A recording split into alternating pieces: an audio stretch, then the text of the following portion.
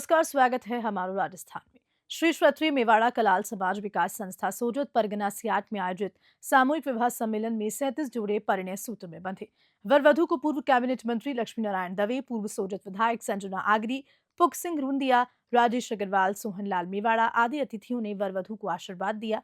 इस मौके पर सोजत परगना अध्यक्ष हीरालाल मेवाड़, बगडी नगर जिला अध्यक्ष बाबूलाल मेवाड़ा, रेंदड़ी सहित समाज के बंधु मौजूद रहे। पाली से ललित तिवारी की रिपोर्ट। अजमेर कलेक्टर कार्यालय के बाहर अखिल राजस्थान राज्य कर्मचारी संयुक्त महासंघ 11 सूत्रीय मांगों को लेकर एक दिवसीय धरना प्रदर्शन दिया।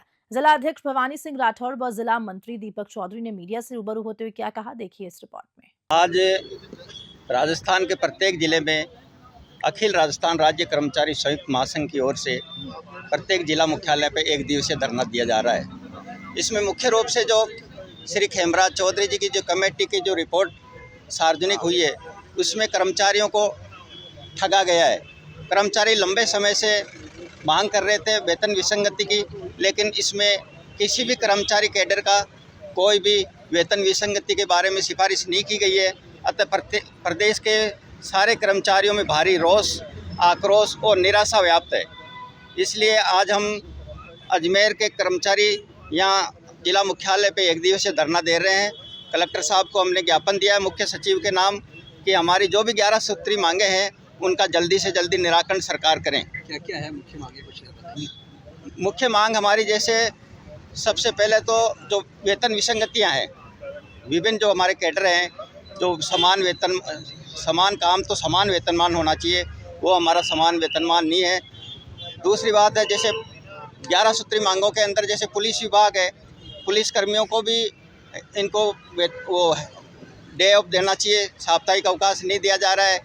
जैसे तृतीय श्रेणी के अध्यापकों का पिछली सरकार ने भी स्थानांतरण बैन नहीं हटाया था और यह सरकार भी अभी बैन इसने हटाया, लेकिन केवल तृतीय श्रेणी अध्यापकों पे बैन नहीं हटाया।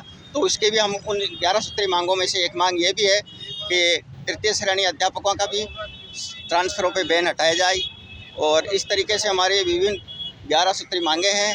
हमने पूर्व में भी सरकार को कई दफ़े ज्ञापन दे चुके हैं, लेकिन सरकार कर्मचारियों की मांगों के ऊपर ध्यान नहीं दे रही है। इसमें राजस्थान का प्रत्येक कर्मचारी आक्रोशित है और उद्वेलित है। तो इस धरने के माध्यम से हम सरकार को चेता रहे हैं कि सरकार कर्मचारियों की मांगों के ऊपर जो न्यायोचित मांगे हैं उस पर ध्यान देवें और इनका निराकरण करें। सुनवाई नहीं होती तो आप कह रहे हैं यदि इस धरने के माध्यम से भी यदि सरकार हमारी मांगे नहीं मानेगी तो हमको उग्र आंदोलन करना पड़ेगा, जिसकी सारी जिम्मेदारी शासन और सरकार की होगी। भवानी सिंह राठौड़, जिला अध्यक्ष, अखिल राजस्थान राज्य कर्मचारी संयुक्त महासंघ अजमेर। आज अखिल राजस्थान संयुक्त कर्मचारी महासंघ द्वारा संपूर्ण राजस्थान में जिला मुख्यालयों पर अपनी 11 सूत्रीय मांगों के पक्ष में एवं खेमराज कमेटी के विरोध में यह धरना प्रदर्शन किया जा रहा है। हमारी इस धरना प्रदर्शन के माध्यम से सरकार से यह मांग है कि जो हमारे 11 सूत्री मांग पत्र है, सरकार का जो 11 सूत्री महासंघ का 11 सूत्रीय मांग पत्र है, उसका शीघ्र निस्तारण करा जाए एवं जो इन कमेटियों के माध्यम से जो कर्मचारी जगत को ठगा जाता है, इस तरह की चीज़ें नहीं करी जाए। इन चीज़ों को लेकर कर्मचारी जगत में भयंकर रोष व्याप्त है और महासंघ यह मांग करता है कि जो हमारा 11 सूत्रीय मांग पत्र है, जिसका हम पूर्व में भी ज्ञापन दे चुके हैं, उसका शीघ्र निस्तारण करा जाए। दीपक चौधरी, जिला महामंत्री, संयुक्त कर्मचारी महासंघ। परमाणु नगरी पोखरण से 9 फरवरी को विश्व विख्यात डेजर्ट फेस्टिवल 2025 का आगाज होने जा रहा है। एसडीएम प्रभोत जोत सिंह गिल लगातार मरु महोत्सव की तैयारियों को लेकर अधिकारियों को निर्देश दे रहे हैं और साथ साथ डेजर्ट फेस्टिवल में लोक कला व संस्कृति का अनूठा संगम देखने को मिलेगा। वहीं नेपालेश्वर महादेव मंदिर में भगवान गणेश व शिव की विशेष पूजा अर्चना होगी। पूजा अर्चना के बाद भव्य शोभा यात्रा निकाली जाएगी। मरु महोत्सव की तैयारी को लेकर उपखंड अधिकारी प्रभोत जोत सिंह गिल लगातार मॉनिटरिंग कर रहे हैं ताकि बाहर से आए पर्यटकों को कोई भी प्रकार की परेशानी न हो। पोखरण से भूपेंद्र राणा की रिपोर्ट। टोंक जिले के दत्तवास थाना क्षेत्र के काटोली गांव के रहने वाले शिवराज मीणा और उनके बेटों दिलकुश व विनोद ने जयपुर में मीडिया से बातचीत में बताया कि उनके चाचा और भाइयों ने उनकी जमीन व प्लॉट पर कब्जा करने की नीयत से झगड़े किए। एक बार हुए खूनी संघर्ष में उन्हें गंभीर चोटें आई, जिसका मामला दत्तवास थाने में दर्ज है। पीड़ितों ने मीडिया से रूबरू होते हुए क्या कहा, देखिए टोंक से इस रिपोर्ट में। मेरा नाम दिलकुश मीणा है। मैं काटोली ग्राम पोस्ट नोटा, तहसील निवाई, जिला टोंक का रहने वाला हूँ। हम पिछले 8 साल से बहुत ज़्यादा परेशान हैं। इतने ज़्यादा परेशान है कि हम घर बार देखे हुए 6-6, 7-7 साल हो गए, घर पे नहीं गए। इतना भय है कि इधर उधर छिपते फिर रहे हैं। हमारा एक चाचा का लड़का है श्रीराम मीणा, उसने इतना बुरा आतंक फैला रखा है, कितने मुकदमे कर दिए हमारे ऊपर, कितने ही हथियारों से इधर उधर छिपने पे मजबूर कर रहा है। और हमारी जमीन जायदाद सब पे यानी कब्जा कर रखा है, मकान पे गुंडे भर के लाता है, और जिसके फोटो वीडियो मेरे पास है। पुलिस प्रशासन के पास कई बार गए, कोई कार्रवाई नहीं हो रही। अब लास्ट में एक ही उपचार, हम तो ये मीडिया भाई बंधुओं से ही लास्ट अपील करते हैं कि हमारा कुछ ना कुछ समाधान हो। कितनी जमीन है, क्या मामला है, कहाँ आपने एप्लीकेशन दी, ये तो बताना। हमारे कुल मिला के हमारे पिताजी के नाम 7 बीघा जमीन है, 2 मकान है। एक मकान पे तो कब्जा उसने कर रखा है, तारबंदी 4 दीवारी हो रखी थी, एक साइड की दीवार तो तोड़ रखी है, और 3 साइड दीवार है। इस टाइम पे हमने एसपी साहब के पास जाए, थाना दत्वास के अंदर खूब रिपोर्ट दे दी, कलेक्टर महोदय टोंक के पास भी कई बार शिकायत की है, आईजी साहब अजमेर के पास भी कई बार शिकायत की है, जयपुर मुख्यालय पुलिस मुख्यालय में भी कई बार शिकायत की है, पर हमें कोई न्याय नहीं मिल रहा। अब इस तरीके से अगर जो हमारे पास यही कंडीशन रही तो हमारे पास और इच्छा मृत्यु के अलावा कुछ भी नहीं बचा है। खुले बोरवेल से आए दिन हो रहे हादसों पर संवेदनशील प्रयास करते हुए चूरू जिला कलेक्टर अभिषेक सुराणा ने नेक पहल की है। जिला कलेक्टर ने बताया कि जिले में सभी उपखंड अधिकारी, विकास अधिकारी व नगर निकाय अधिकारियों के माध्यम से 3035 से अधिक बोरवेलों को ढकवा दिया गया। जिला कलेक्टर अभिषेक सुराणा ने इस बारे में क्या जानकारी दी, देखिए चूरू से त्रिलोकचंद प्रजापति की रिपोर्ट में। मैं अभिषेक सुराणा, जिला कलेक्टर, जिला मजिस्ट्रेट चूरू, आप सभी चूरू वासियों से निवेदन करता हूं कि आपके आसपास कहीं भी खुले में कोई बोरवेल हो तो उसकी सूचना तुरंत हम तक पहुंचाएं। विगत 2 महीनों में हमारे द्वारा ग्रामीण विकास पंचायती राज विभाग, स्वायत्त शासन विभाग, जलदाय विभाग और अन्य सभी विभागों के सहयोग से 3000 से अधिक बोरवेल हम लोगों ने बंद किए हैं। लेकिन फिर भी अगर किसी खेत में, किसी के घर के पास, किसी गांव में, किसी ढाणी में कहीं भी अगर कोई खुला बोरवेल है तो उसकी सूचना आप हमें ईमेल के माध्यम से या फ़ोन के माध्यम से दे सकते हैं। हमारा ईमेल एड्रेस है dm-chu-rj@nic.in और हमारा फ़ोन नंबर है 015-62-351-322। मैं एक बार पुनः रिपीट कर रहा हूँ, हमारा फ़ोन नंबर है 015-62-251-322। मेरा आप सभी लोगों से फिर से एक बार निवेदन है कि अपने आसपास कहीं भी कोई खुला बोरवेल हो जिसमें हादसे की आशंका बन सकती है, उसको ध्यान में रखते हुए इसकी सूचना तत्काल हमारे ईमेल पे या हमारे फ़ोन नंबर पे आप हमें दे सकते हैं। हम उसके लिए जो भी त्वरित कार्रवाई होगी वो करेंगे। धन्यवाद। जय हिंद, जय भारत। पोखरण में जोधपुर रोड स्थित सनसिटी अस्पताल की लापरवाही से हुई मासूम की मौत का मामला बड़ा रूप लेता जा रहा है। मासूम की मौत के बाद आक्रोशित परिजन सनसिटी अस्पताल के आगे जमकर विरोध प्रदर्शन कर रहे हैं। मामले की सूचना के बाद पोखरण पुलिस मौके पर पहुंच गई। अस्पताल के आगे पुलिसकर्मी तैनात किए गए, वहीं पुलिस अधिकारी समझाइश का प्रयास कर रहे हैं। पोखरण से भूपेंद्र राणा की रिपोर्ट। टोंक जिले के देवली महिलाओं की सुरक्षा के लिए देवली थाने में कार्यरत नव कालिका यूनिट का पुलिसकर्मियों ने बालिकाओं पर फप्तियां कसने से एक युवक को गिरफ्तार किया। थाना प्रभारी दौलत राम गुर्जर ने बताया कि शुक्रवार सूचना मिली थी कि एक युवक बालिका सीनियर सेकेंडरी स्कूल के पास बालिकाओं पर फप्तियां कस रहा था। सूचना पर नव कालिका यूनिट की महिला पुलिसकर्मी रजिया व गायत्री मौके पर पहुंची, जिन्होंने एक युवक को समझने का प्रयास किया, लेकिन युवक माना नहीं। पुलिस ने हंसराज पुत्र पप्पू लाल रेगर निवासी इटुंडा को शांति भंग में गिरफ्तार किया। देवली से रोहित साहू की रिपोर्ट। मेड़ता सिटी मयूर पब्लिक स्कूल में आज विद्यालय के संस्थापक स्मृति श्रेष्ठ श्री विजय कुमार जैन की 11वीं पुण्यतिथि पर भावपूर्ण श्रद्धांजलि अर्पित की गई। विद्यालय स्टाफ एवं विद्यार्थियों ने पुष्पांजलि अर्पित कर मौन प्रार्थना की। इस अवसर पर प्रधानाचार्य बलदेव राम धूलिया ने श्रद्धांजलि अर्पित करते हुए कहा कि स्वर्गीय विजय कुमार जैन ने शिक्षा को राष्ट्र निर्माण का महत्वपूर्ण साधन माना और इसी उद्देश्य से इस शिक्षण संस्थान की स्थापना की। वो विद्यार्थियों में मानवतावादी और राष्ट्रीय संस्कारों का विकास करना चाहते थे। संस्था निदेशक डॉक्टर अंकुर जैन ने अपने श्रद्धा सुमन अर्पित करते हुए भावुक होकर बताया कि स्वर्गीय जैन ने 16 जनवरी 2014 को इस शिक्षा मंदिर की स्थापना की और 7 फरवरी 2014 को इस दुनिया से विदा हो गए। मेड़ता सिटी से सुशील दिवाकर की रिपोर्ट। जयपुर पश्चिम पुलिस ने बिना सत्यापन किराएदार रखने वाले 11 मकान मालिकों के खिलाफ धारा 223 बी बीएनएस के तहत कार्रवाई की। इनमें से 4 को शांति भंग के आरोप में गिरफ्तार किया गया। डीसीपी वेस्ट अमित कुमार ने इस बारे में क्या कुछ कहा, देखिए जयपुर से इस रिपोर्ट में। जयपुर पश्चिम पुलिस ने ऐसे सभी मकान मालिक जिन्होंने ऐसे किराएदारों को घर में शरण दे रखी है, जिनका एक बड़ा क्रिमिनल रिकॉर्ड है, उसमें से कई सारे लोग हिस्सी सीटर और हार्डकोर की श्रेणी में, इनके खिलाफ एक कड़ी कार्रवाई करते हुए 223(20) के तहत बीएनएस के तहत कार्रवाई की। 163 बीएनएस के तहत श्रीमान पुलिस आयुक्त महोदय के कार्यालय से एक आदेश निकला था। बार बार इसके अतिरिक्त हमने भी आगाह किया मकान मालिकों को अपने किराएदारों का वेरिफिकेशन कराने के लिए। पिछले दिनों न केवल जयपुर पश्चिम में बल्कि जयपुर में भी ऐसी कई गंभीर घटनाएं, लूट, डकैती, हत्या तक कारित हुई हैं, जिसमें जो मुलजिम है वो किसी घर में किराएदार रह रहा है, उसका खुद का अपना लंबा क्रिमिनल रिकॉर्ड है। बावजूद इसके पुलिस के आगाह करने के बावजूद 163 बीएनएस के तहत पाबंद करने के बावजूद मकान मालिकों द्वारा वेरिफिकेशन नहीं कराया जा रहा है। इससे न केवल ऐसी गंभीर घटनाएं कारित हुई, बल्कि आसपास के लोगों में आम दहशत का माहौल पैदा होता है जब ऐसा कोई क्रिमिनल उनके इलाके में रहता है। ये कार्रवाई करके हमने कोशिश की है कि जयपुर को सेफ बनाने के लिए ऐसे मकान मालिकों के खिलाफ कार्रवाई करें जिन्होंने बदमाशों को अपने घर में शरण दे रखी है, और किसी भी सूरत में ये लोग बार बार आगाह करने के बावजूद ऐसे किराएदारों का वेरिफिकेशन नहीं करवा रहे।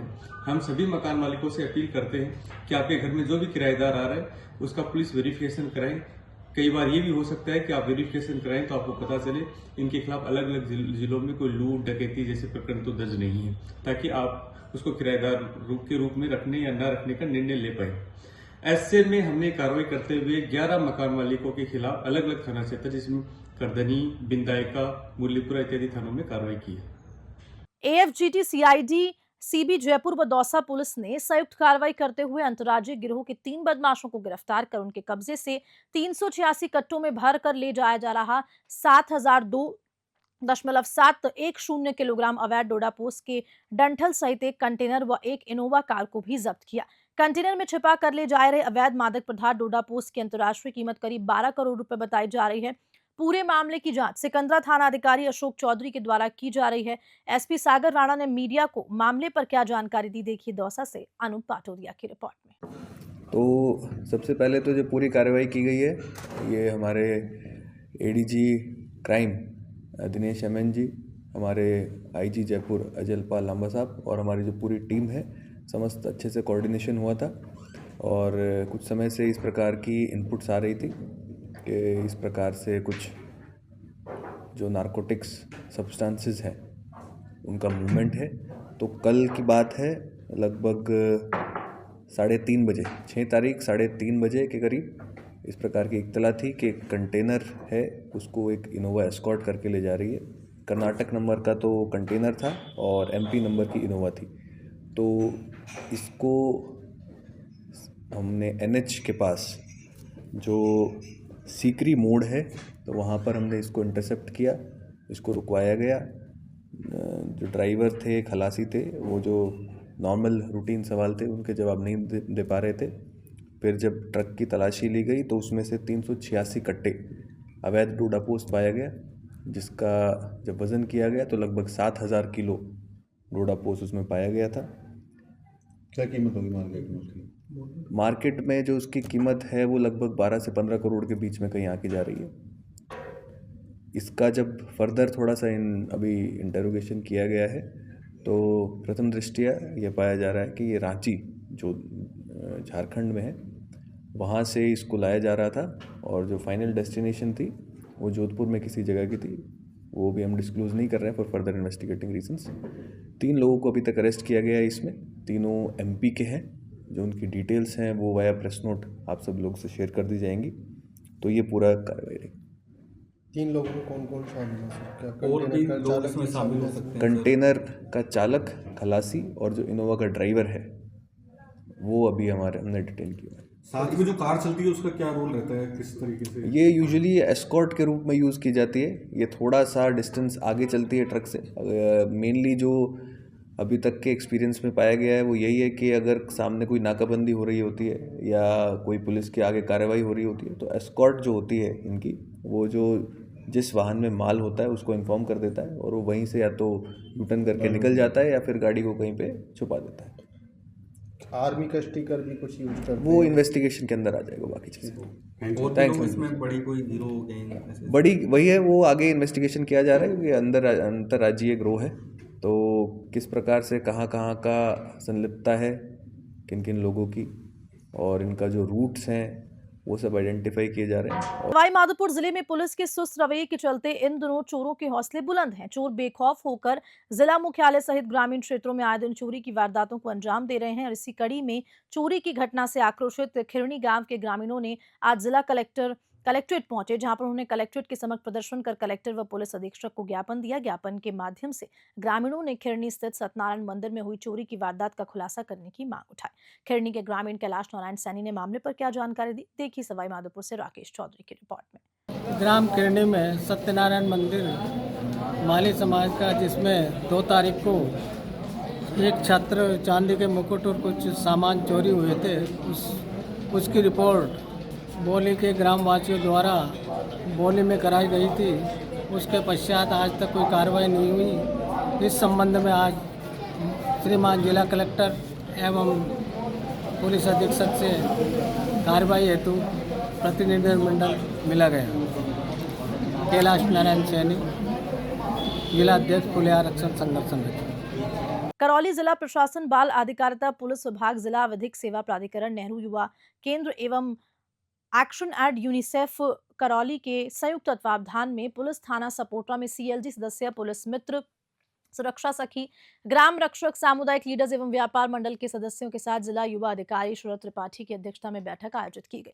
थाना अधिकारी धारा सिंह मीणा ने जिला पुलिस द्वारा चलाए जा रहे हेलमेट लगाओ अभियान, साइबर अपराध की रोकथाम और नशा मुक्ति के साथ बाल संरक्षण मुद्दों पर सभी को सहयोग करने की अपील की। इस दौरान उपस्थित सभी सीएलजी सदस्य, पुलिस मित्र, सुरक्षा सखी, ग्राम रक्षक और सामुदायिक लीडर्स ने बाल संरक्षण मुद्दों के साथ जिला पुलिस के अभियानों में पुलिस प्रशासन का सहयोग करने की बात कही। करौली से राधारमण सारस्वत की रिपोर्ट। प्रतापगढ़ में भ्रष्टाचार निरोधक विभाग की टीम ने बड़ी कार्रवाई करते हुए ब्लॉक संसाधन व्यक्ति को 4000 रुपए रिश्वत लेते हुए रंगे हाथ गिरफ्तार किया। मनरेगा विकास कार्यों में रिकवरी नहीं निकलने की एवज में ये रिश्वत मांगी गई थी। भ्रष्टाचार निरोधक विभाग के महानिदेशक रवि प्रकाश मेहरना ने बताया कि परिवादी द्वारा विभाग में शिकायत दर्ज करवाई गई। रामपुरिया ग्राम पंचायत में विकास कार्यों में रिकवरी नहीं निकालने के एवज में ब्लॉक संसाधन व्यक्ति कन्हैया लाल, जो सामाजिक लेखा प्रशिक्षण एवं जवाबदेही पारदर्शिता समिति जयपुर के अधीन है, भ्रष्टाचार निरोधक अधिनियम के तहत कार्रवाई कर रिश्वतखोर से पूछताछ की जा रही है। प्रतापगढ़ से तेजकरण राठौर की रिपोर्ट। बीकानेर से दिल्ली के लिए इंडिगो की पहली नियमित फ्लाइट सेवा शुक्रवार को शुरू हो गई। केंद्रीय विधि एवं न्याय मंत्री अर्जुन राम मेघवाल तथा केंद्रीय नागरिक उड्डयन राज्य मंत्री मुरलीधर मोहोल ने नाल के सिविल हवाई अड्डा परिसर से हरी झंडी दिखाकर पहली फ्लाइट को रवाना किया। मेघवाल और मोहोल ने इस फ्लाइट में बीकानेर से दिल्ली जाने वाले पहले हवाई यात्री डॉक्टर पुष्कर भटेजा को बोर्डिंग पास प्रदान किया। इस दौरान वहां मौजूद लोगों ने शंख की पावन ध्वनि के साथ लोक देवी देवताओं के जयकारे लगाए। केंद्रीय मंत्री अर्जुन राम मेघवाल ने कहा कि बीकानेर में सोलर क्षेत्र में लगभग 50,000 करोड़ रुपए का निवेश हो रहा है। यहाँ सिरेमिक और फर्टिलाइजर क्षेत्र में भी अपार संभावनाएं हैं। ऐसे में यहां से दिल्ली के लिए नियमित उड़ान की मांग लंबे समय से थी, जिसे पूरा कर लिया गया है। बीकानेर से लोकेश भौरा की रिपोर्ट। ये बीकानेर वासियों के लिए एक अद्भुत सा हमें रिस्पांस मिला और सौभाग्य की बात है कि यहाँ से अब रेगुलर नियमित रूप से इंडिगो की फ्लाइट दिल्ली के लिए मिलेगी। इंडिगो के साथ साथ कनेक्टिंग फ्लाइट भी ऑल ओवर इंडिया के लिए देंगे। तो ये ऐतिहासिक पल है बीकानेर वासियों के लिए और बीकानेर के लिए। सर, बीकानेर से कलकत्ता और आगे और भी जगह की, बॉम्बे वगैरह की भी फ्लाइट की बात चल रही है, कितनी जल्दी? हाँ जी, बिल्कुल है। इसकी मैं जोड़ते हुए, क्योंकि अभी मंत्री जी ने भी आपको बताया था कि कोलकाता का एक एरिया पूरा बीकानेर है जी। तो ये मान के चलें कि अभी भी आपको इससे कनेक्टिंग फ्लाइट 5 घंटे में 6 घंटे में आपको कोलकाता पहुंचाएगी। गुवाहाटी के लिए भी कनेक्टिंग फ्लाइट मिलेगी। उसके साथ साथ यहाँ पे भी उनका इंडिगो का इतना बड़ा सेटअप है कि 4 फ्लाइट अकोमोडेट कर सकते हैं। तो हमारी कोशिश है कि अहमदाबाद सूरत से जुड़े, मुंबई से जुड़े और इसमें डेफिनेटली हमें आगे चल करके पैसेंजर फ्लो भी मिलेगा और फ्लाइट मूवमेंट भी मिलेगा। बजट अभी पास हुआ है, 2500 करोड़ से अधिक सिविल एविएशन को भी मिला है। एमओएस मिनिस्टर साहब है, उन्होंने कहा टर्मिनल को डेवलप किया जाएगा बीकानेर वाले में, तो उसके बारे में टर्मिनल के लिए हमारा 2047 का प्लान आ चुका है और उसमें 10 एयरक्राफ्ट पार्किंग स्पेस बनेगा बड़े एयरक्राफ्ट के लिए, प्लस 24 हेक्टेयर जमीन हमें जो अलॉट की गई है, उस जमीन पे पूरा हमारा DPR प्रोजेक्ट रिपोर्ट तैयार हो गई है। और वो प्रोजेक्ट जैसे ही एक डायवर्जन वन विभाग का चल रहा है, कंप्लीट होने के बाद में हम इस प्रक्रिया में पूरी तरह से लग जाएंगे और हमें जल्दी से जल्दी हम यहाँ पर नया एयरपोर्ट के रूप में भी देखेंगे।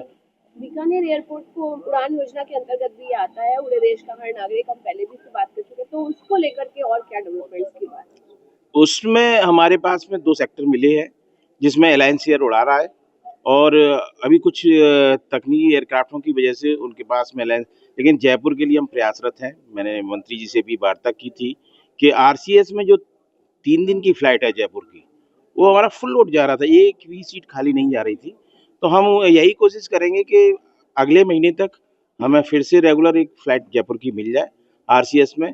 और RCS के संचालन में तो यहाँ कोई प्रॉब्लम बाधा नहीं है किसी भी तरह की, और ये लोग भी हमारे पैसेंजर भी बहुत मिलते हैं हमें।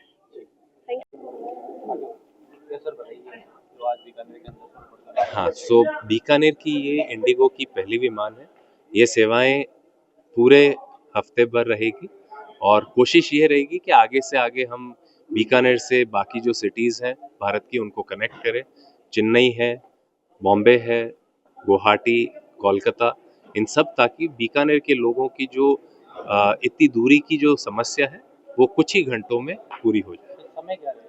समय अभी उसकी पे वर्कआउट चल रहा है। जैसे ये वाली जो फ्लाइट बीकानेर से जो रवाना होगी, ये अभी लगभग 10:30 11 बजे पहुंचेगी। वहां से फिर कनेक्टिविटी आगे आपको मिलेगी। आप खुद बीकानेर के निवासी, हाँ जी, आपको बताइए, आपको कैसा लग रहा है? ये सौभाग्य की बहुत अच्छा लग रहा है और खूब टाइम से हम प्रयास कर रहे थे।